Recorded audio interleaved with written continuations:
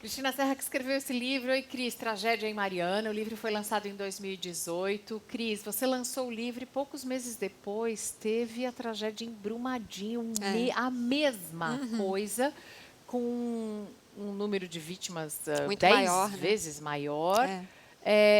Você imaginava que isso pudesse acontecer pelo trabalho de pesquisa que você fez quando escreveu esse livro?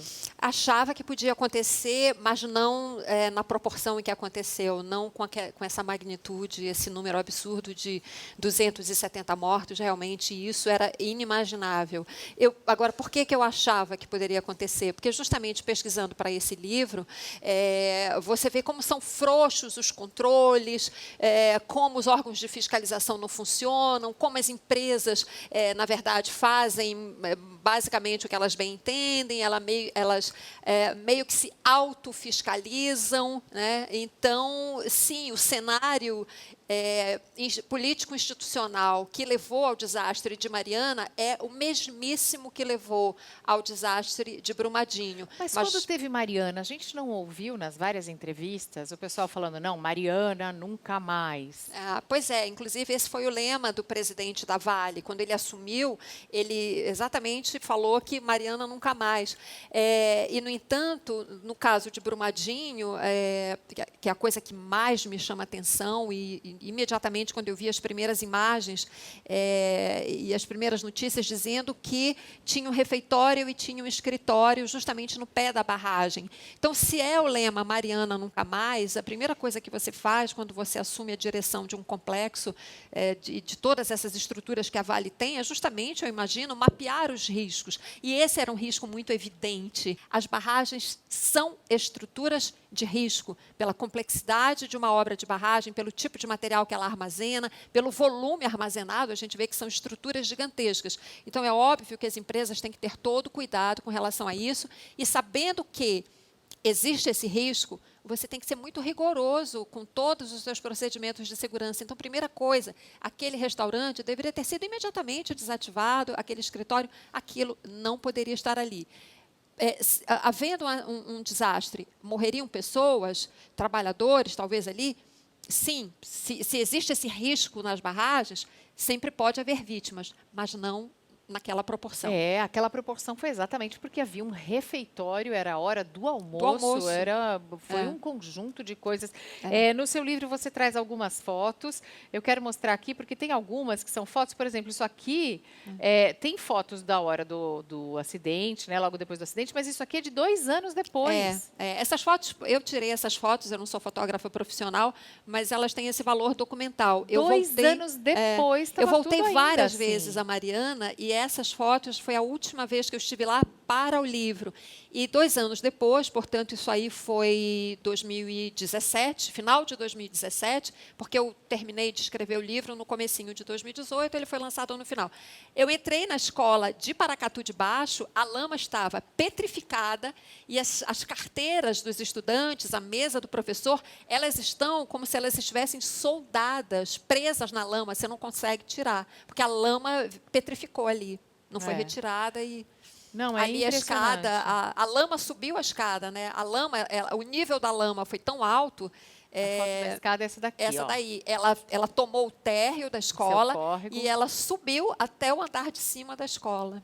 Nossa, olha que escada. A sensação, Cris, de que a gente está num país em que a vida humana vale quase nada, um país que tem humano, 60 mil assassinatos por ano, 40 mil mortes no trânsito, uma barragem que se rompa, eu acho que é tudo consequência do mesmo pensamento. Sim, eu acho que é o mesmo tipo de mentalidade, né?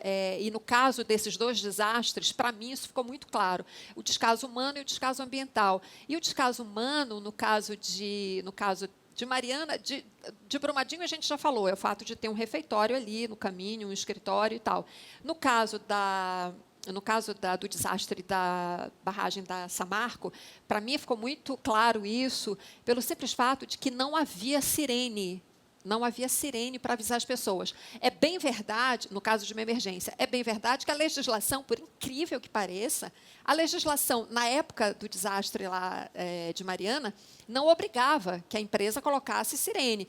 Ela não obrigava, mas ela também não impedia. Né? Se você se preocupa com os seus trabalhadores e com as populações em volta, você redobra as suas medidas de segurança. E a sirene seria uma medida absolutamente básica.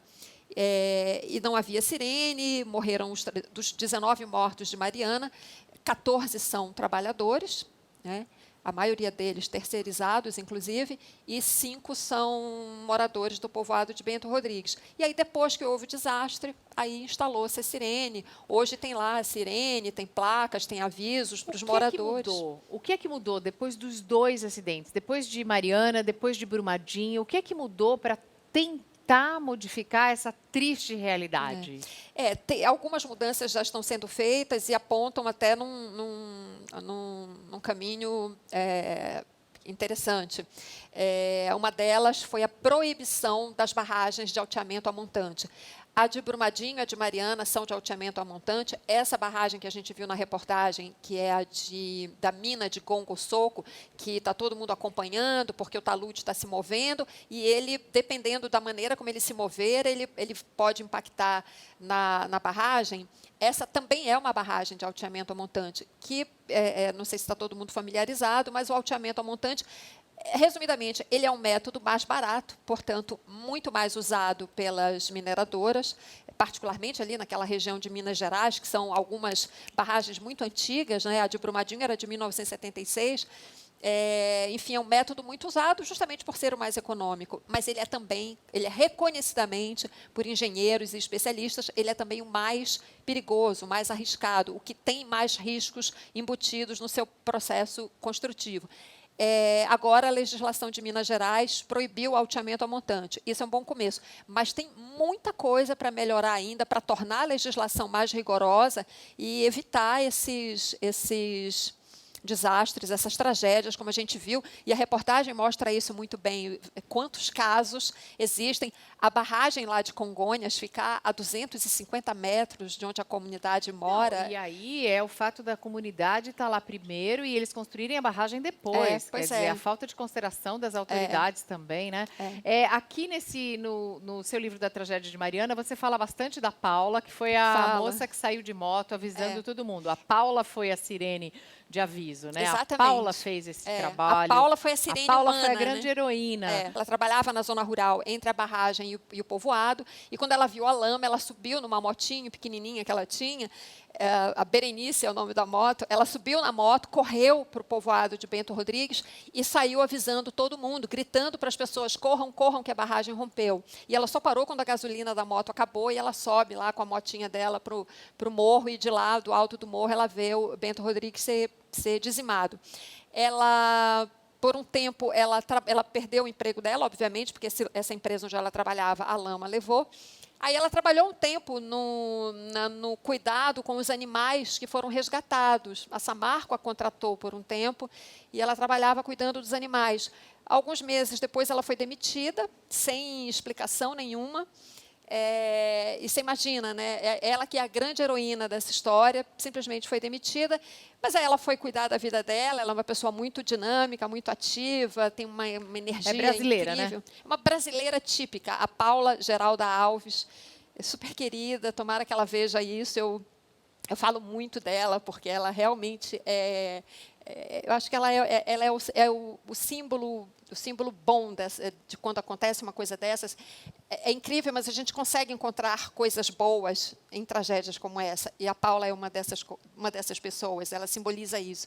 E ela, então, foi cuidar da vida dela, perdeu o emprego. Aí a história da demissão dela começou a circular, a Samarco tentou recontratá-la, mas ela disse, olha, sabe o que mais? Eu não quero saber de mais nada, não quero ter nada mais a ver com a empresa, eu vou cuidar da minha vida.